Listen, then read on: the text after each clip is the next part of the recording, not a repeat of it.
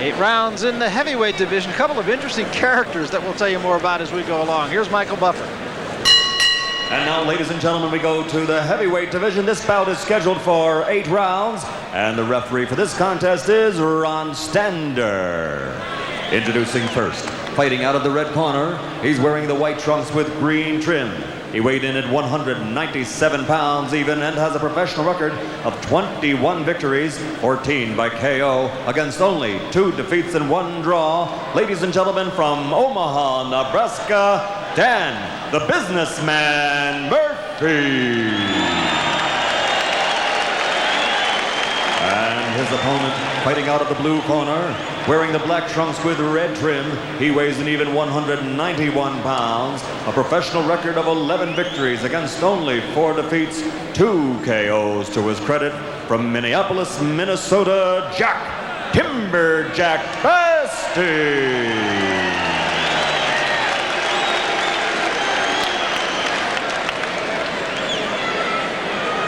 All right, gentlemen, 8 rounds. Keep your punches up. Watch your heads. I don't want any hitting and holding. Obey my orders at all times. Shake hands. Let's go to work. So there's a look at Dan the Businessman Murphy.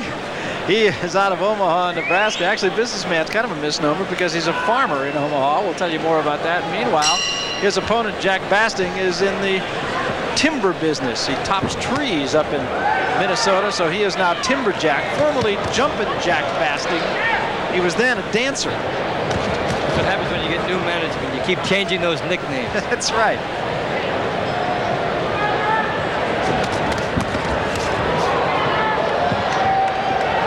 And as you can see, Murphy far more likely to get his man out of there than is Jack Basting. He's 30 years old now, boxing since 1976. Good combination by him. Jack's Murphy on. These guys were both great characters when we talked to him this morning. Basting right on top of Murphy. Able to poke fun at themselves in a way that most athletes cannot and refuse to. And they both just, when we ask them, why are you doing this? They just say, we love it. We just like hanging around boxers. We like boxing. We like the business. They could just as easily be in professional wrestling as far as their creativity and imagination. Murphy had an interesting line. He said his wife is a child care specialist. She helps me. He's her best client. Stop. And they gave us the impression that you could add a stat to the punch profile, receive percentage. They both get caught with a lot of shots, but they like to hang in there. Basting was saying that he, as we said, is in the lumber business, the timber business. He tops trees, works with trees, and he said there's no fighter that's tougher than a 75-foot oak. And to tell you the truth, I make more money in my other business than I do boxing, but I just like it. And that's probably one reason he can like it. He's got something to go back to. He doesn't have to feel the pressure of being successful in this, and he probably can relax about it.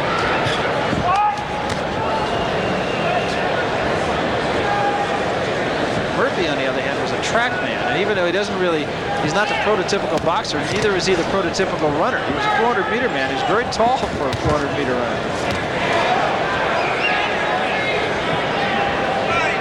Had an opportunity to go to the University of Michigan on a track scholarship.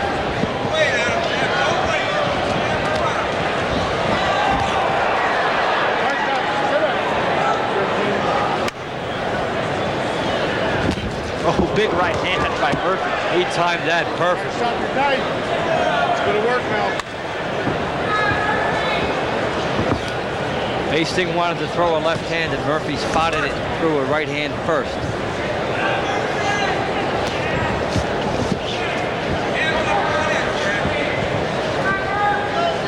So we come to the end of the first round, and even that might fall into the category of who'd have thunk it. There were a lot of folks who didn't think this would go 3 minutes, but it has. Watch Murphy on the right get a right hand off from close range, and Basting decides to take his turn and lands one upside the head. As they say. I don't think they say that in Omaha. Ben Murphy was born in Detroit.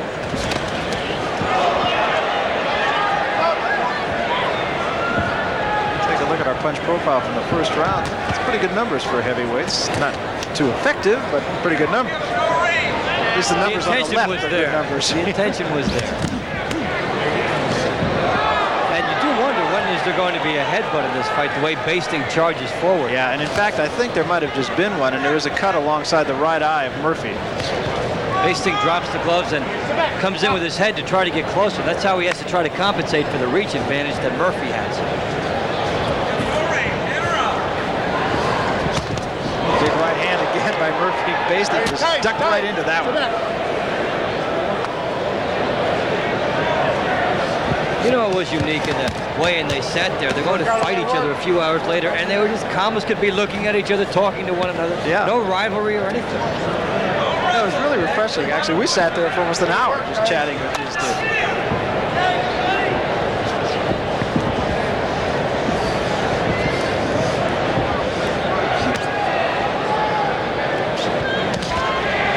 Murphy lives on a farm in Fort Calhoun, Nebraska. So that's about 20 miles from Omaha, but actually he doesn't live in Fort Calhoun. He's about 4 miles from Fort Calhoun. But he's got good access to Fort Calhoun. That's right.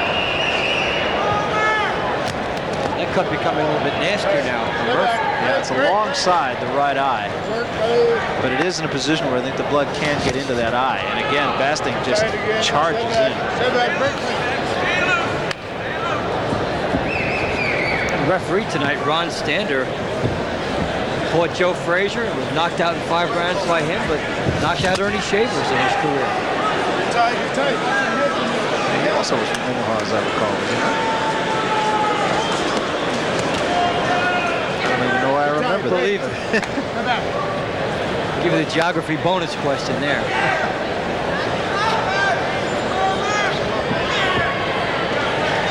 Murphy keeps that left hand down right around the Murphy.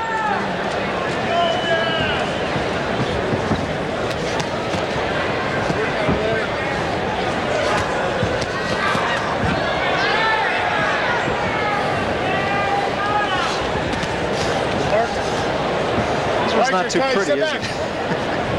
Pretty much what we expected it to be. A bar room, backwoods kind of a brawl.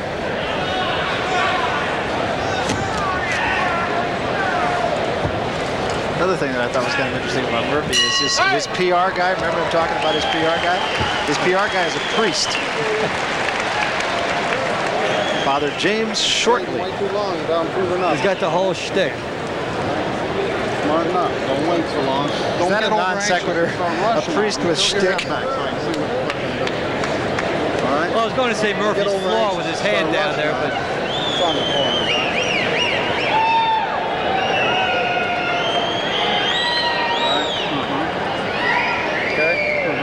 But let your shots go when he comes at you. Let combinations go. Mix them up and then spin off to one side. Don't stand right. Basting gets close enough. He takes a right hand hard, and then Murphy delivers another one. The right hand for Murphy's been his best weapon. Basting rallied there with the left hand. And you saw that the jab set it up for him.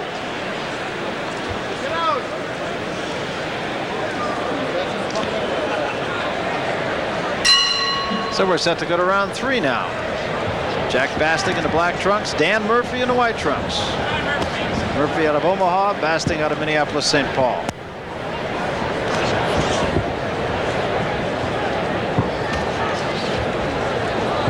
Neither one of these a proponent of the jab. This is a might notice. defensive game in that regard. Yes.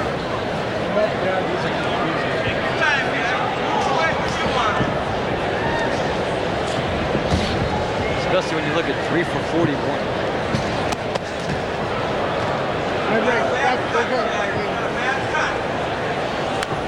Well, for Murphy, the key to this fight is going to be his right hand, especially the right hand leads against the southpaw style. You know, the other thing that was interesting, too, in talking to some of the promoters here about how Jack Basting got this fight. He had a very good fight on a top-ranked card not terribly long ago against Alfred Coles, who was considered one of the up-and-coming light heavyweights. And he lost a very disputed decision, at least according to the matchmakers, and they decided he had to get another shot in some kind of a showcase. And your card has Murphy winning both the first 2 rounds, despite being cut. And they did a nice job in the corner of Murphy on that cut, incidentally. And we probably should mention Murphy's manager is none other than Mouse Strauss, who you also might have read about in the piece in Sports Illustrated that Rick Riley wrote on opponents. Miles Strauss, the definitive opponent. Ultimate. He's the opponent in art form. That's right. And they were supposed to take turns being each other's managers tonight. Yeah, that's right. They were saying that when was the last time you could remember a manager and a fighter on the same card? Well, you have a recourse if the manager tries to cut you too much.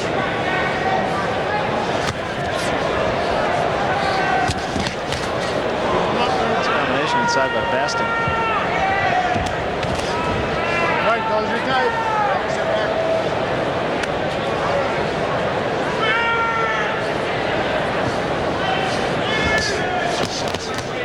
There you saw Murphy looking for that right hand lead. The counter attempted by Basting. Rest weight.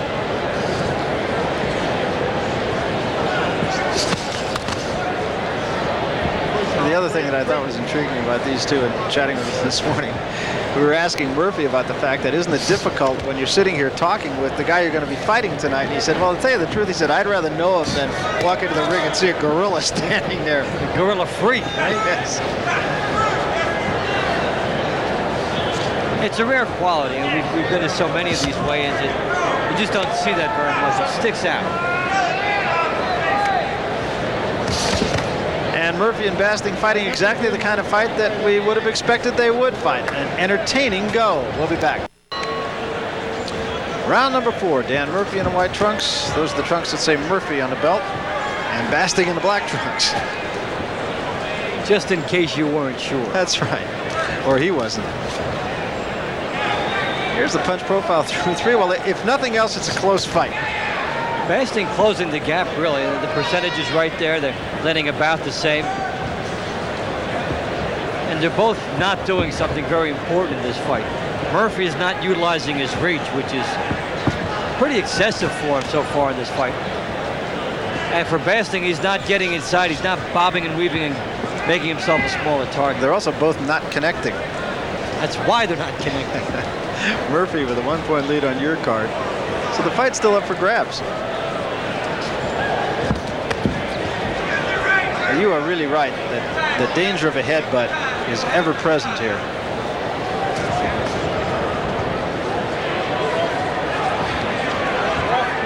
You really see the different levels of refinement needed to succeed in this game. Sometimes it looks so easy. There's a lot of schooling, a lot of discipline. You're going to work on those techniques, and it's not for everyone. Get back. Stop.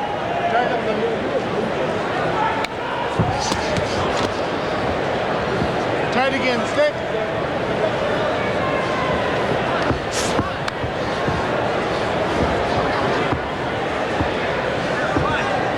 Interesting that Basting has had more than almost as many fights this year as he had his entire career going back to 1983. And we asked him about that. And the reason he said is all of a sudden boxing has become an event in Minneapolis, the Minneapolis-St. Paul area, and he's become something of a hometown favorite, so he's been getting more fights because there have been more fights. He's been indexed to cards with other local attractions, and he's been consistent. He shows up. He's a perfect fighter to complement a card. You may not want to put him on top, but he's always somebody who's going to be in some kind of a brawl if he gets the right matchup. Got a good left hand in on Murphy right there.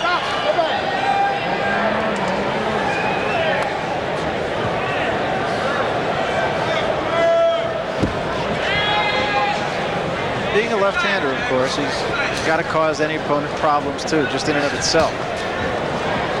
No, you're tied up. Well, I don't know if that would apply to this fight. That's true. Murphy might have had some problems before that. All right, Murphy, tight again. That reach is a real problem for Basting. Murphy has a good one as far as that goes. So we head for the end of the 4th round. This one is scheduled for 8, and it's still up for grabs. We'll be back. Round number 5, Murphy and Basting, and Murphy gets in with a quick left hand to start the 5th round. If nothing else, it's a close fight. All right, stop. You're tied up. And that's what makes the matchup appropriate, really. You're low again. It won't really be a matter of technique that wins this fight. It's which fighter wants to dig down a little deeper. it may not be pretty. Then everything isn't Tchaikovsky. You know, this is Guns N' Roses. You suggesting we might be seeing a rough edge or two?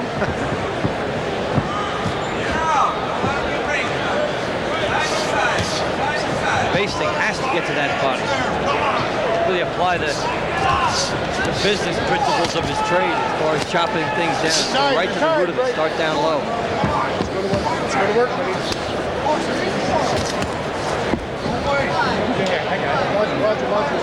Come on, fellas, let's go to work. Let's be fellas.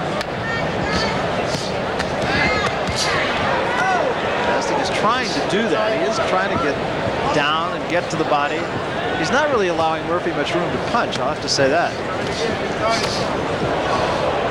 Even when Basting misses as he's coming forward, he grabs a hold of Murphy and stops Murphy from doing anything.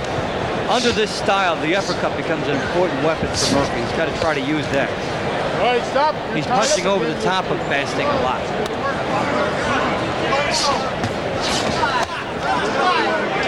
And he used it right there.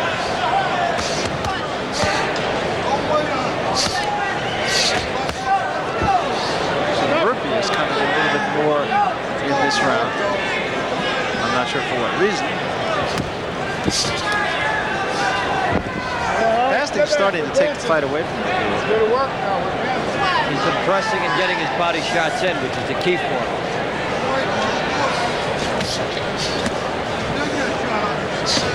Out of there. Sit back, Chris. You have to wonder with that kind of reach why Murphy's allowing this fight continually to be brought to him.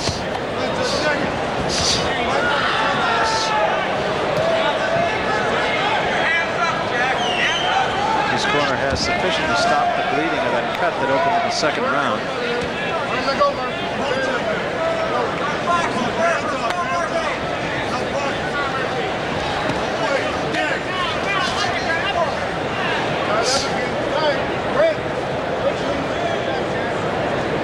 Tell you what, this is about as close to a sellout as you can imagine here. Just looking around, it's supposed to be 7,000 in this 8,500 capacity, and it looks closer to 8,500 than 7,000. We'll be back.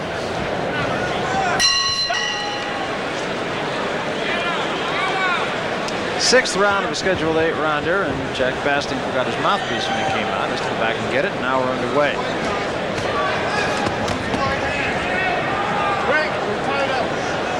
You would think that Murphy would utilize that jab a little bit more than he has, wouldn't you? Well, the point we've been making about it, for someone of Murphy's reach, that's almost incomprehensible to have only landed 10 jabs through 5 rounds of a fight. That is a significant weapon for anybody, but especially for somebody of his height. That's the weapon that can turn a lot of things around for him.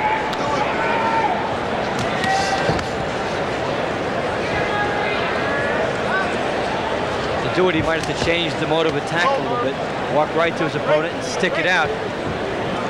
Yeah, he's really, as you alluded to earlier, fighting Basting's fight. And your card has this one now dead even, as Basting started a little bit slowly, but is getting himself right back into this fight and starting to dictate the tempo of the fight. Where they're fighting it.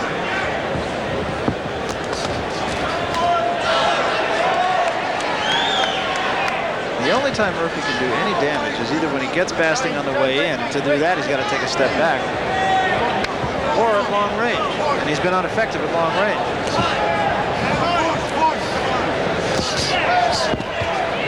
Which is also difficult to see because Basting hasn't been running from him. From long range, Murphy should be effective in this fight.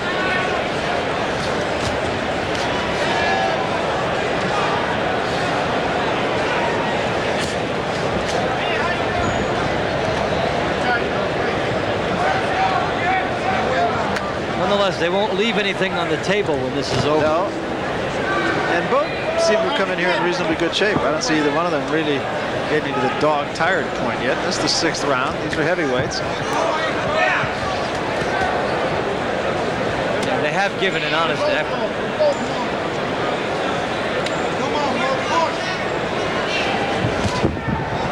Right hand, but it was a lunging right hand by Murphy. He had the right idea. That's what he needs a little bit more of. And he set it up with the jab to start it. But he just punched over the top of it.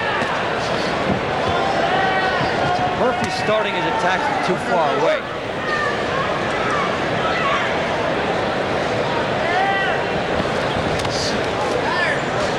Tied up, step back. Tied up.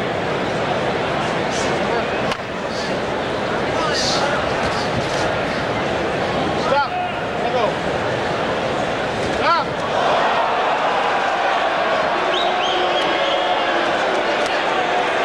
Not sure what that warning was for. A little bit of a late hit on a break. Basting was supposed to be guilty of, but no harm, really. And Basting apologizes to Murphy, as you would expect from these two, who, as you mentioned this morning, were inseparable buds. This is the corner of Jack Basting.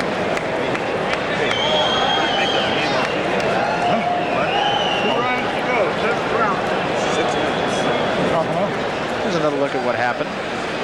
As debate tied up here, and Murphy's attention is distracted, and a little greeting card from Basting. And then he looked over at Ron Stander like he didn't hear him. I'm sorry, I didn't mean to. He was still back. Ron Stander came over. Jack Basting said, "I didn't hear you."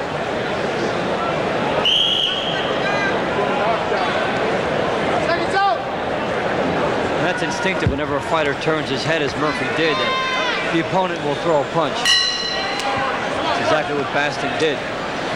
Round number 7. I actually thought I heard Basting's corner say one more round, meaning that this would be the final round. I did think I heard him say that. Might be appropriate. Yeah, it's true.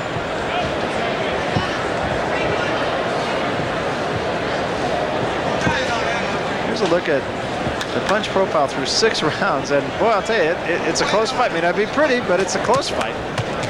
This is one of those that could have split decision written all over it.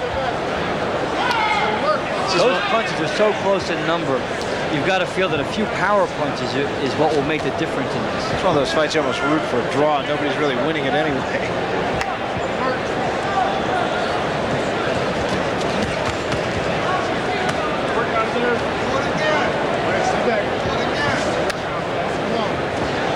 That fight that Basting had with Alfred Cole, incidentally, that we told you about, that gave him this fight, was right here in Bismarck. Tight, step back, break clean. Good work, good work.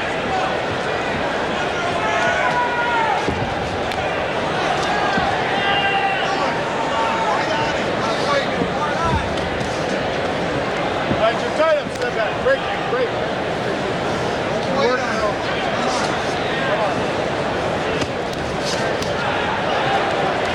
This is boiling down to who's just going to land a couple more punches. You know it's going all the way. And they're digging in and just trying to make the numbers count. Yeah, Murphy, you pointed out, starting his attack about 3 feet away.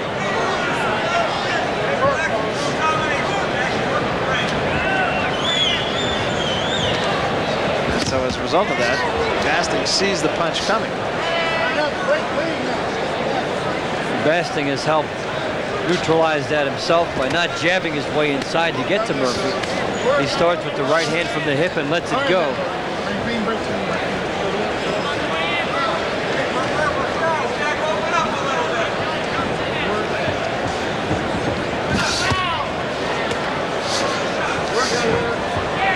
There again is an example of Basting was there for the right hand, but he was in close enough that Murphy just couldn't set down on that punch. Murphy has to be thinking uppercut more than he has been. The jab. Unbelievable.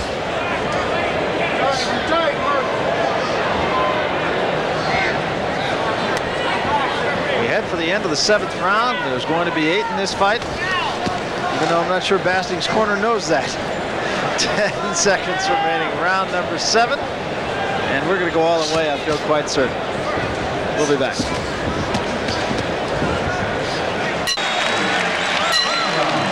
It pays to wing it sometimes. Basting misses with the first shot, but then a lunging shot happens to graze Murphy from a distance. I thought in Murphy's corner, an interesting byplay with Pete Susans. Pete said, you don't win this, you don't knock him out, you don't win this fight. So obviously they think that Basting is ahead. I I've got him slightly ahead. The numbers indicate that it's a close fight. And the power punches are slightly in favor of Basting, which I think will be the big deciding factor. So this fight still up for grabs on your card. Murphy could come back and conceivably get a draw here, or win it with a knockdown. Are you tight? Nobody has really been hurt in this fight.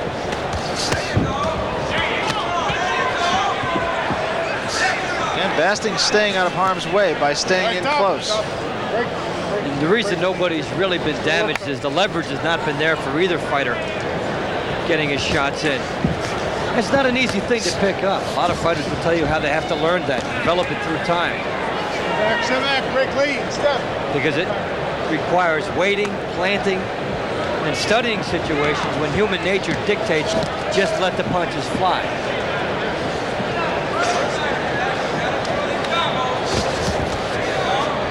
Here again, an example of Murphy when he does stick that jab out.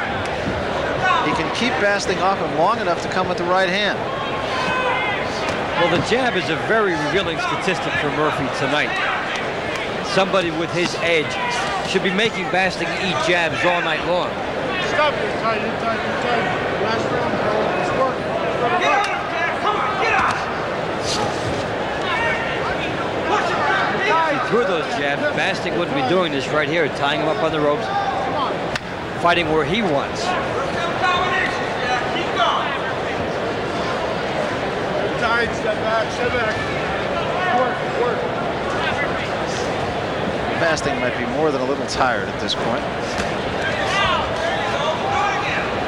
On top of having to get inside to fight Murphy, there have been numerous tie-up which take a lot of energy away.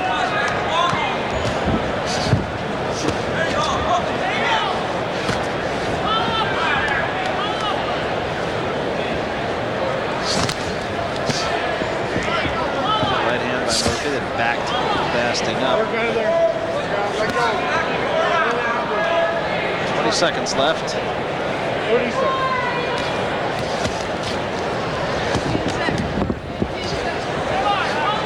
Jab again. He remembered it in the last round here.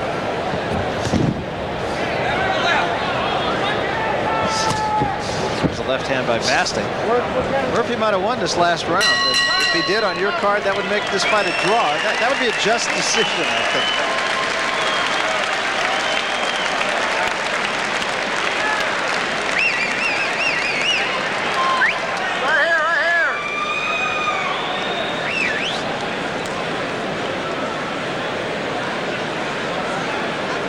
So we await the decision. Jack Basting out of Minneapolis, St. Paul.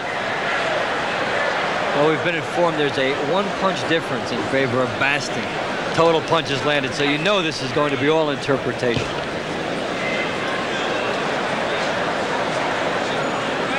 There you go with the shots landed.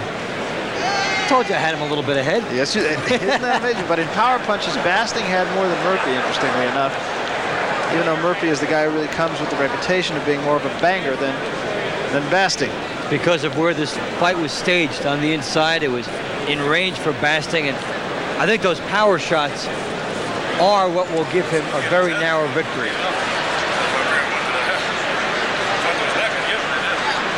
So we await the decision, and I believe Michael Buffer has those numbers in front of him, and if he does, let's go to him and we'll get the official decision. Ladies and gentlemen, here's the official scoring. Paul Smith scores the bout even at 76-76. Dalby Shirley has it 77-75. And Bert Clemens scores it 79-73 for the winner by majority decision, Jack Timberjack Basting. So once again, a wide divergence amongst the three judges. One had it even, one had it by 2, and one had it by 6. Nonetheless, Basting wins a majority decision.